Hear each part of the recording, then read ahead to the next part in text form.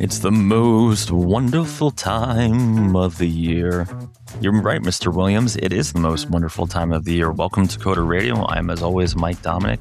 And no, it's not Christmas time. You didn't end up in the back catalog. It is back to school, at least down here, down south in Florida. I think I can speak for most boring middle-aged dads when this just brings tears to my eyes. It's truly a magical time for us. I mean, gone are the row and the blocks, at least in the morning. The crafting is now limited. Oh, it's so beautiful. So, in celebration, we have a student-oriented special. We're calling it our Back to School 26 special. This is for two reasons. One, my absolute glee with school starting again. And just the outpouring of mail over the last month regarding Professor Seeley. All our young friends here have written in lots of questions about just generally comp sci or development education and related stuff. A lot of interest in beginning career stuff. So instead of kind of sprinkling in over a couple months, which is what I usually do when we have a lot of concentrated feedback, I decided let's do a special. The time was right. 'Tis the season. And yeah, this is going to be the special. But first, check out our sponsor, Alderaan Games. They are hiring. They make the amazing Path of Titans. If you haven't played it, it is an awesome dinosaur MMO on basically every platform. My kid plays it on Switch, but it's also on iOS, Mac, Windows, Xbox, PSV. Just there's a whole list. It's on all of them. But for the purposes of this ad, they are hiring. If you want to break into game development, let's say you're at the beginning of your career or you're a little more senior and you want to try, go ahead and drop them a line, alderaangames.com. You can also find it in the show notes. And yeah, it's a great opportunity. They're willing to train for game development if you have prior development experience or can pass, whatever assessment they have. So check them out. All right. So we have a lot of feedback. First of all, everybody loves Professor Seeley. I get it. There's just the amount of love. Some of you were a little, I would say, spicy about your professors or your past professors and how Prof. Seeley is significantly, in your opinion, better. I can't say, right? I only know Andrew. I don't know the other people you guys refer to. I have selectively edited some of your emails to not include what I would consider very negative rate my professor reviews. Yeah, but I get it. He's a great guy. I know him again from IEEE. I understand he's a very popular professor at Hillsborough College over here. And I totally understand why you like him. He does a lot for the community. Yeah. So the first question comes in from Keith again. Keith, you're prolific. Oh, Keith. I'm thinking of switching my major from computer science to pure mathematics. All right, man. Yeah. But will that enable me to disable? I think you mean disable me to get a job in software development. So quick answer is no, right? Lots of people don't have comp sci degrees that do development. I very famously, as we used to make fun of me a lot on the show, well-deserved, have a medieval lit degree, which even our good friend Andrew was surprised to hear about. It certainly is easier when you're getting that first gig, the first job, whatever, to have the comp sci degree. That said, mathematics is certainly in the ballpark. And if you feel, that you just like the pure side of the pure math instead of I would consider software development like a type of applied algebra. I can feel the keyboards clacking, but that's up to you. You do mention double majoring. That is two hard majors to take at the same time. But if you think you're up to it, by all means, good luck. And yeah, obligatory love letter to Prof. Seeley. Okay, I get it. He's great. So yeah, do let us know what you end up doing. I would caution you, see if the math department in your school is good. Because I know, that is definitely more research oriented. But it's been my hobby horse that degrees don't matter that much. And I've definitely, in my long years of interviewing and hiring and unfortunately having to let people go, there is very little correlation, I found, especially when hiring junior folks out of school, between their stated degree and their actual practical ability. But Keith, you're listening to the show. I know you're engaged in the community. I'm sure you do other community oriented stuff. Anybody, right? Like any young person doing these kind of things, being involved in either this show or any of the Jupiter broadcasting shows or anything like that, is probably in the top like 10%. So you'll be fine, right? You have an interest of your own. You've written in before. I know you've written in about Linux stuff. So just that alone, you're in good shape. Whatever makes you happy, major-wise. Okay, so this person did not give their name, or at least the form did not capture it, but I thought it was interesting enough anyway. I've just started a new job as a software developer at a small startup. This is gonna be like jalapeno poppers right here. My boss wants me to rewrite an existing application using Claude Code. Okay, but he doesn't have access to the former developer because they were a contractor, and I don't have any sort of specification. Yeah. And I'm assuming by specification, you mean documentation. Is it possible just to get Claude Code to document the application for me? Okay. So yes, just be very careful, right? Don't let it go on auto mode and go crazy. I like to do with these coding tools, kind of like almost a Socratic method where I make it ask me a bunch of questions as I go through. I would definitely urge you don't specify what type of application this is. So I'm going to make the wild guess that it is some sort of GUI, because it just seems like if it's a startup, it probably is.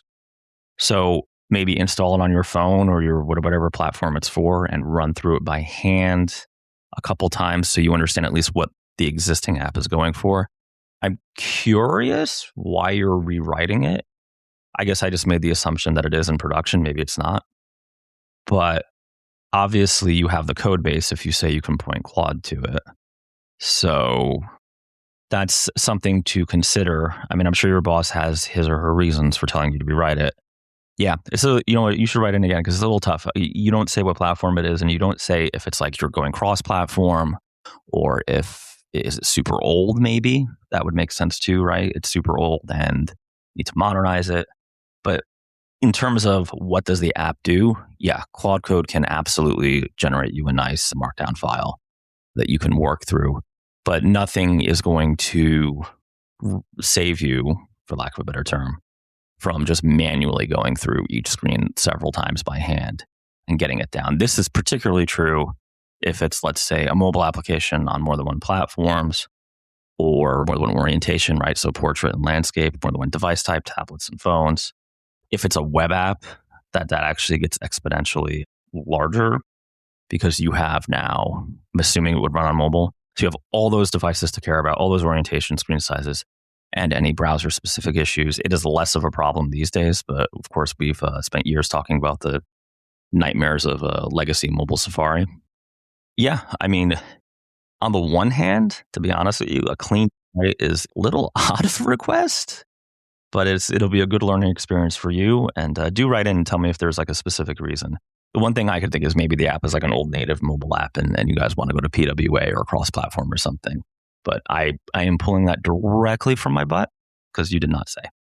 All right, so we're going to take a quick break and talk about our community project, Coder Conduit, which is, of course, sponsored by our friends at Warp. Warp is warp.dev. They make the Warp terminal. It's their AI-powered terminal. The terminal is written in Rust. Crab people, please have your moment. Crab. Yes, click their claws. The terminal itself is open source.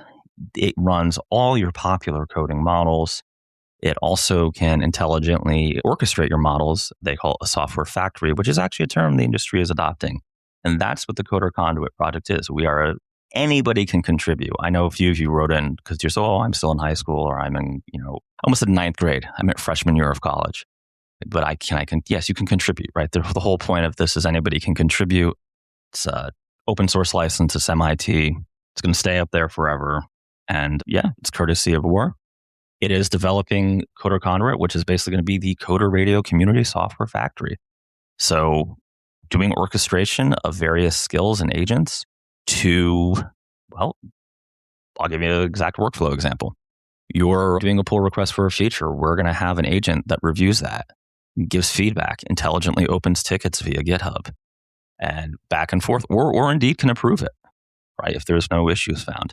This is the kind of thing that I think with AI coming out is going to separate, how can I say this, the kind of really, really empowered developers from folks just hitting, to do it by yourself, Claude, right? Or do it by yourself, Warp. So really an interesting project. There is no cost to participate. The repo is in the show notes. I am also giving away a little bit of swag to top contributors, some Coder Radio and Mad Botter swag. So if you like that. And yeah, Warp is really invested in the community. They're obviously friends of the show. Check them out. Totally free to start. Totally free to download the terminal. You can actually download their terminal and not use the AI stuff if you want, because it's just like a nice terminal. But check it out. They're really onto something. In fact, Zach over there, the CEO, wrote really good, kind of long form piece about this software factory concept. And I think they've got the right idea. Yeah. And for those of you who confuse software factory versus orchestration, you use orchestration in a software factory, right? So it's this is all very new stuff. Terms are being hammered out. We'll see where we land. But yeah, thank you to Warp, and do participate, even if you're not sure, and maybe it's like the first time you're ever going to do an open source pull request. That's fine, right? This is no one's going to harass you. No one's going to give you a hard time. I'm in there several times a week. I'm trying not to bogart it and just do everything myself. But truth be told, I'm going to use this. So it definitely is going to get done, and I'd appreciate the help. Right. So 3 more love letters to Professor Andrew Seeley. Do you guys just want to transfer? I mean, Hillsborough College is really welcoming. You could do that. They're very affordable too. My daughter goes there. I pay the tuition. It's quite a good deal. Luis writes in, I listened to your episode with the professor. Cool.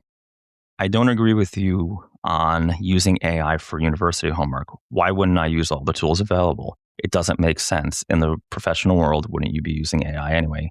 Don't you use AI? Okay. I like it. I like the honesty. So yes, I do. Right. I use it for certain things. A lot of it is testing oriented stuff. In fact, one of the skills that I'm probably going to contribute back to Coder Conduit is one of my private skills. It's called the UX tester, and it does exactly what it says on the tin. It uses Playwright to run through an application and take screenshots and find obvious UX bugs during every major pull request, right? So it's pretty neat. Okay, so a couple things here. Yes, right. Everybody knows you guys are using AI.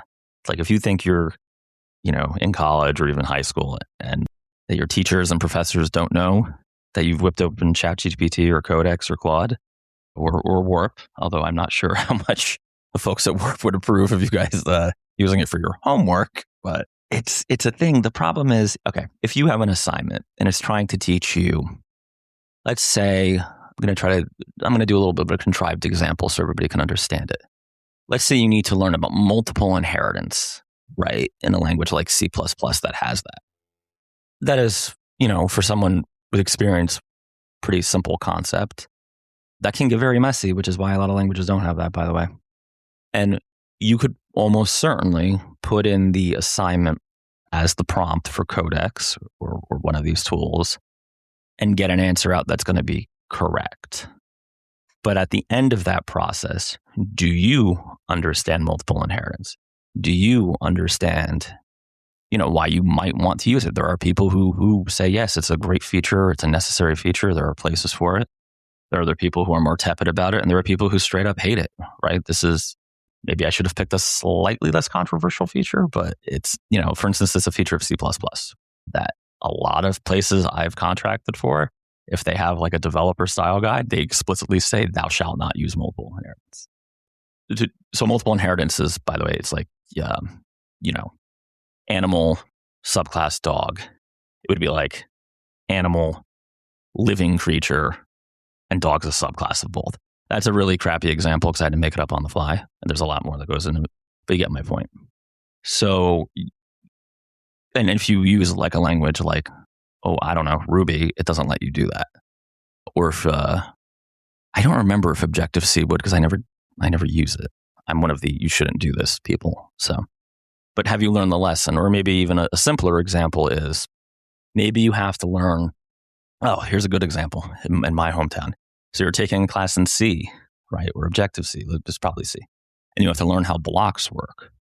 Well, blocks, I remember when blocks came out in Snow Leopard, it was a pretty, as a feature for iOS for Objective-C, it was a pretty, actually be careful because they didn't come out, but there were more features around them that made them more viable to use for lots of things on iOS. But just bear with me.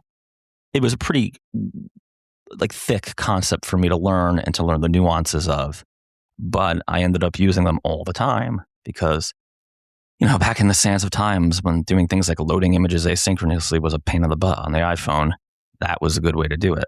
However, if I had, the genie in the bottle of codecs, I never would have actually learned how they work. So and by the way, blocks, if you have never heard the term, very similar to things like lambdas in other languages. So, passing functions, things like that. Again, I know the C purists are going to hit me and say that's not exactly right, but we're simplifying things. This is a back to school day. So, Luis, I'm not going to say, don't do it, or I'm not even going to say that you're cheating by using it. I'm going to say, though, you are presumably paying for university or borrowing, which is paying for it in spades. Unless I guess maybe you have a Dutch uncle, but then he's paying, right? The point is to learn the concepts, and the concepts are transferable. Even if you end up, let's say your class is in C and you never write a line of C professionally in your life, those concepts are still going to be transferable. But if Claude just does it all for you, you haven't really learned them. So just something to keep in mind. I know it's a bit of a dad lecture. Speaking of Claude, and maybe why you also shouldn't use it for your homework. So Anthropic is adding fingerprints to all text generated by Claude, including code. They have lots of, I think, good reasons to do this for like fake news and stuff like that. But this is Coder Radio and not CNN, so we're going to worry about the code part. The way they do it is they put their, for lack of a better term, their finger on the scale of the token generator, right? So the next word, the next characters are now any new models coming out now, and it may be the existing ones, will have a bias towards certain patterns that they can detect. And they are going to release tools to make it detectable if your code was generated. It's not clear like what percentage of having it generated by Claude is going to be detectable, but it's some percentage. I am going to tell you that your universities are going to buy these tools. And if Anthropic makes them free, you're going to have individual professors who are going to use these tools and you are going to get caught. From a non-student perspective, I also see for ISVs this becoming an annoying thing where a kind of a cottage industry of just annoying middleman consultants comes up, convincing enterprises that you've got to check if your vendors are using Claude or AI, because there's just a lot of these annoying middlemen consultants that you have to deal with that slow down projects and give you headaches. Yeah, so maybe I'm going to amend my answer to you, Luis, because whether you should have done it or not, you're not going to be able to anymore. Now, you could use Codex. They say they're not doing this. But once this market for these AI identification tools starts, this is going to be a cottage industry. And just, the vibes, so to speak, among educators, you can just go anywhere. Like, if you know any teachers, they hate this stuff. And especially if it's free and it's easy. And I bet you a full steak dinner that Anthropic's going to make it real easy and real free. They're going to use these tools. So the jig might be up pretty soon. So yeah, that's tough. That's it's tough because if let's say you took, not you, Luis, but just any of you. Let's say if you took Comp Sci 1, right, 101, whatever, and now you're up to Comp Sci 200. But you never learned the concepts. Well, now you're playing from behind. It's a lot like math, right? If you have a problem with arithmetic and then you go to algebra, well, that's tough. So I guess I'm going to answer, no, you should not be using this stuff for your schoolwork unless you're stuck. And then if you do use it, you should almost treat it like you would ask an upperclassman or your professor for help and make it explain it to you, in the form of a lesson instead of just here's my workbook for the day. Can you, poop out the answers for me that I can copy pasta and I guess upload to Canvas if that's what your school uses. Oh, this turned into a dad lecture. Other people are writing in saying that, oh, this is a good one. Yeah. So Jim or Jimmy, you signed it 2 ways. Put Jim in there, never mind. Is asking, am I doing the, yeah, okay. Michael, every year you do the Mad Botter Earth Day giveaway of a Thalio. That's true, just about every year. Are you doing it again this year? What are the requirements to participate?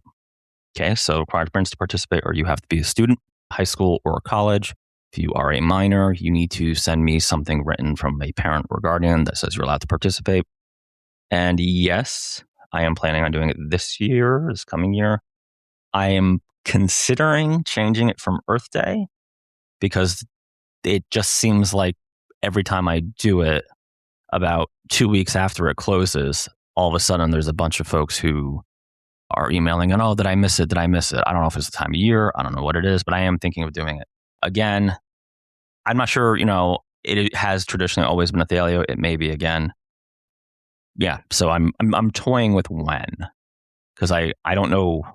I almost wonder if, because that's like spring break is a bad time for engagement for folks participating. And I do, like last year was pretty bad. A bunch of people basically, I don't know, didn't understand the deadline. Maybe I didn't communicate it well, but we'd already gone through internally here and picked a winner, and a bunch of people didn't get considered because of that. So we'll see. I'm considering actually doing it for the summer, but I'll take feedback on that, whatever makes the most sense, because then it gives you the whole summer, right? And next year's back to school special can be, including that.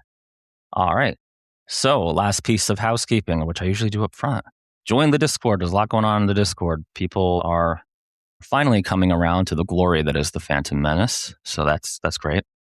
And also go to the madbotter.com/start, especially if like your employer, has like a terrible hand data thing they do all the time. This is $1,500 risk-free. Get it done in 5 days. One data pipeline workflow. So basically automate something that, let's call her Susan, does by hand every week and yells at everybody. Susan may be a real person that inspired me to do this. Just putting it out there. If you like it, great. If we can't get it done, we'll tell you and we'll just refund the $1,500. And if you like it and then choose to do something bigger, the $1,500 gets credited back to that next project. It's right off the top. So it is literally free, as long as, in most cases, right? As long as you try it, good to go. So that is the madbotter.com/start. It is a data pipeline. We're talking things like Access, Fox Pro, a basket of Excel files, whatever you need. We can put it in an automated pipeline. For those of you who listen to the show a long time, it is using Alice under the hood. That's why I can do this. And yeah, so check it out. Tune into the show. We're going to try to get back on a regular schedule. I have a few interesting guests coming up that have, basically it's conference season for a lot of us, right? So travel commitments caused us to have a weird schedule. But good luck at school. Try not to get caught using Claude or Codex or whatever. And do participate in that Coder Conduit. Bye, Z's.